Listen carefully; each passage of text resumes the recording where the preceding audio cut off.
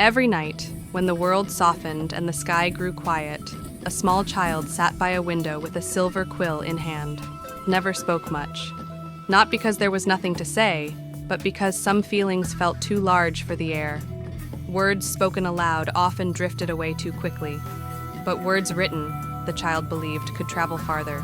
The quill shimmered faintly as it touched the paper. It had been found long ago, tucked inside an old book with blank pages and a cover pale as moonlight. No one knew where it came from. The child only knew that when the quill moved, the ink glowed softly, as if listening. Night, the child wrote to the moon. Simple things at first, small worries, quiet hopes, questions without answers. The pages filled slowly, always ending with the same line, written carefully as though it mattered more than the rest. Are you listening? The moon, round and patient, watched from above. It said nothing. It never had. Until one night when the child turned the page and froze. There, beneath the familiar glowing letters, was new writing. Gentle. Silver. Unmistakably not the child's own. I always have. The child's breath caught.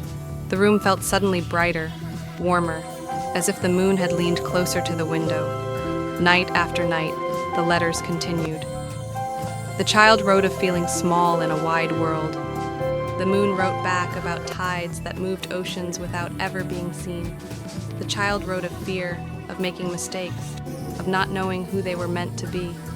The moon answered with stories of light that learned to travel through darkness. Each reply felt like a hand on the shoulder. Calm, steady, kind. The child began to wait for nightfall, not with loneliness, but with anticipation. But as days passed, the child started to notice something strange. The moon's letters sounded familiar, too familiar. They carried the same rhythms, the same gentle pauses, the same quiet hope the child felt while writing. One evening, the child decided to test the magic. Instead of writing a question, the child wrote a story, a small one, about a lost bird that believed it could not fly because its wings were different.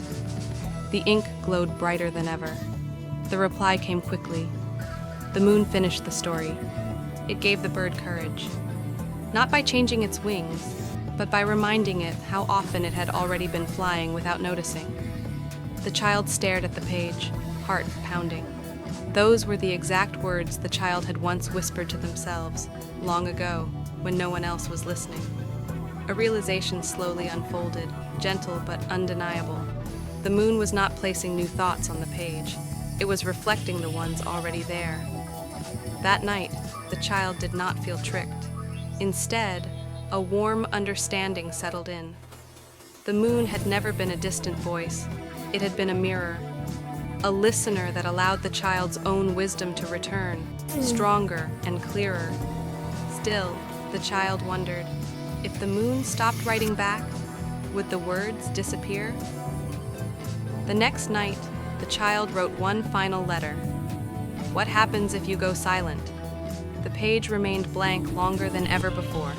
Then the quill moved, guided by a light softer than before.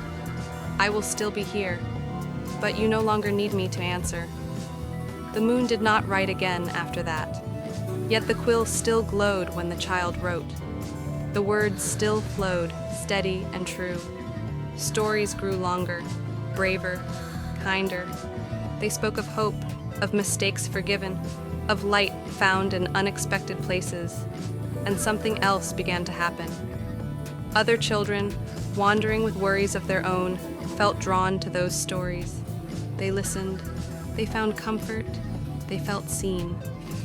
High above, the moon watched quietly, its work complete. It had never been about answering questions. It had been about teaching someone to listen to themselves. And every night, as the child wrote beneath the silver sky, the moon shone a little brighter, knowing the words no longer needed to travel upward to be heard.